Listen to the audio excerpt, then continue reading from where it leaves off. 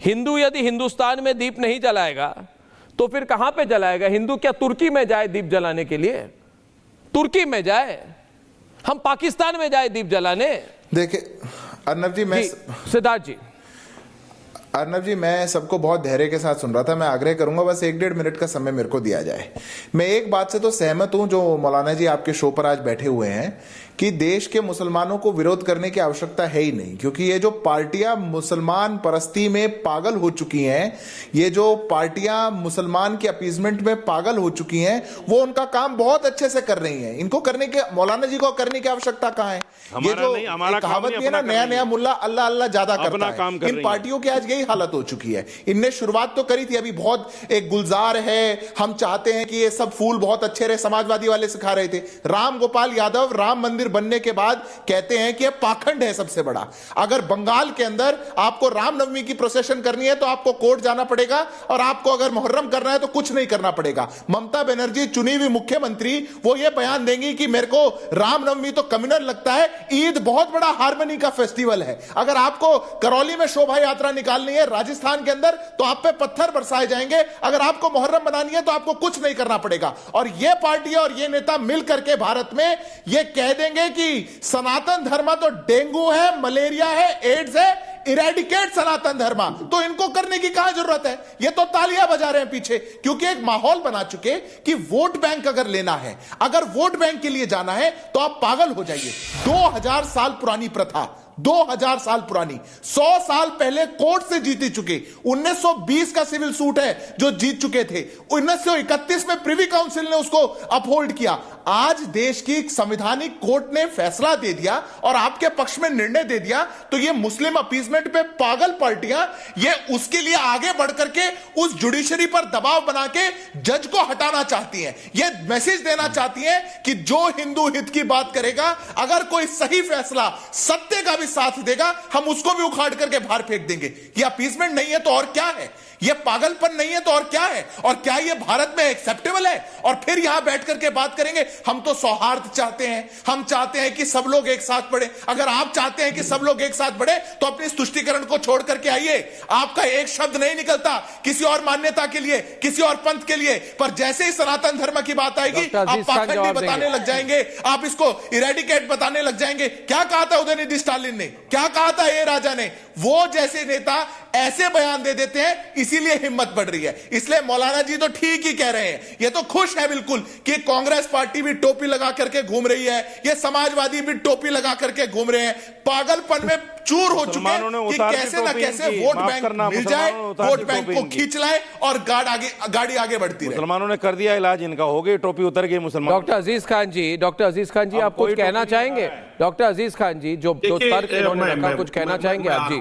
Sir देखिए, मैं वही कह रहा था कि कब तक हिंदू मुसलमान। मैं कह रहा हूं इस देश का हिंदू और मुसलमान दोनों आपस में मिलजुल कर रहना चाहता है। ये बीजेपी के लोग उसको तोड़ना चाहते हैं। अरे ये ज्ञान देने से नहीं होता है। टीवी पे बैठ करके कहेंगे हिंदू मुसलमान एक साथ बैठे और फिर राम मंदिर बनने के बाद पाखंडी बताएंगे।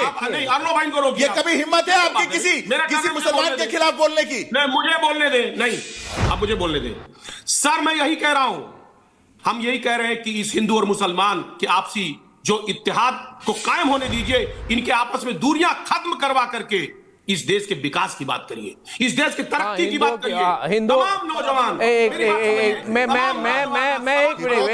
डॉक्टर खान साहब मैं विकास की बात करूंगा। सिद्धार्थ जी एक मिनट, सिद्धार्थ जी मौका दें। डॉक्टर खान साहब एक मिनट, डॉक्टर खान साहब अर्नब बोल रहा हूं, मेरी बात सुनिए। मैं विकास की बात करूंगा, पहले आप ये छोटी मोटी बातों को हैंडल कर लेते हैं ना, डिसाइड करता है कि हम एक पेज पे है कि नहीं है।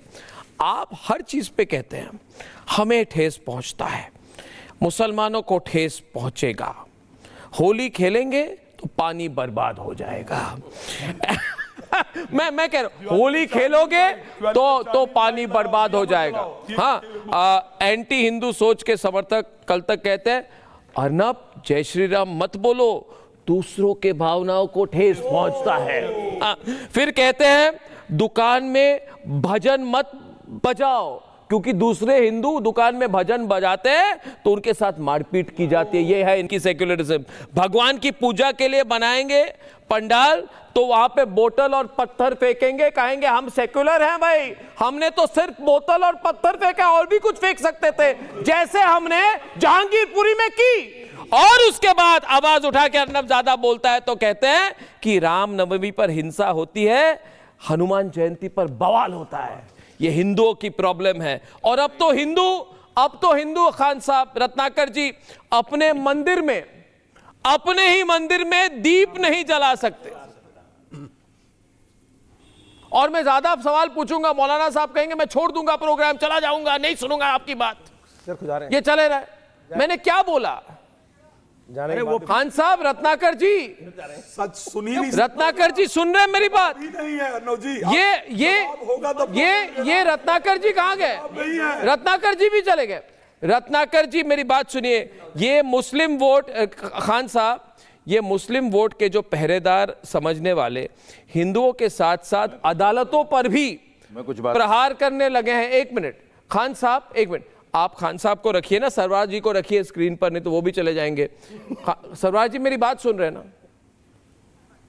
सरवर जी मेरी बात सुन रहे हैं ना? मैं कुछ गलत कह रहा हूं कि सनातन संस्कृति, ऐतिहासिक धरोहर और हिंदू आस्था के खिलाफ इस तरह की साजिश रची जा रही है? मैं आवाज नहीं उठाऊंगा तो कौन उठाएगा? सरवर जी आप भी आवाज उठाइए, मौलाना साहब को बिठाए। सरवर जी कुछ कहना चाहेंगे आप? बहुत देर से चुप हैं आप। उनको आवाज नहीं जा रही? आ रही है आवाज उनको। नहीं, मैं तो सुन रहा था, आपने कहा कि मैं क्या, बिल्कुल बिल्कुल आवाज आ रही है भी। और मैं सुन रहा था, सारे पैनलिस्ट को सुन रहा था और नोट भी कर रहा था, और साथ में स्क्रीन पर जो लिखा हुआ आपका चल रहा है वो भी मैं देख रहा था। क्या एक तरफ आपने लिख दिया है सनातन पर चोट और दूसरी तरफ लिख दिया है सोच में खोट। अब हमारे सर के ऊपर आप लिख रहे हैं सोच में खोट, तो भैया पहले ही आपने हमको खोट में शामिल कर दिया। हमारा तो ओपिनियन आपने लिया ही नहीं। अच्छा बोलिए, आपकी ओपिनियन रखता हूं। अरे हमारा तो ओपिनियन ही ले लिया। मैं सुन रहा हूं, आपकी ओपिनियन ही सुन रहा हूं, बताइए। दीपक मैंने कल भी आपके शो में कहा था, आज भी कह रहा हूं, ये डिस्प्यूट मुस्लिम एंड हिंदू के बिटवीन नहीं है, ये डिस्प्यूट आपका है और कोर्ट का है। और कोर्ट ने जो फैसले दिए उसके खिलाफ क्यों गए इन लोग मानहानि का मुकदमा ये करने के, भाई हम जज के खिलाफ जो है वो महाअभियोग ही ले आएंगे। ये इनसे सवाल करना आपको कि महाअभियोग क्यों लाया इन्होंने। आप हमसे इसमें क्या सवाल कर रहे हैं? हम तो पक्ष ही नहीं है इसमें, अब विपक्ष भी हम नहीं है इसमें। आपने आज तक कभी सुना है, आपने आज तक कभी सुना है कि कोई भी इस देश में 100 सांसद और 11 पार्टी मिलकर कहीं जाकर कहे कि नमाज नहीं हो सकती?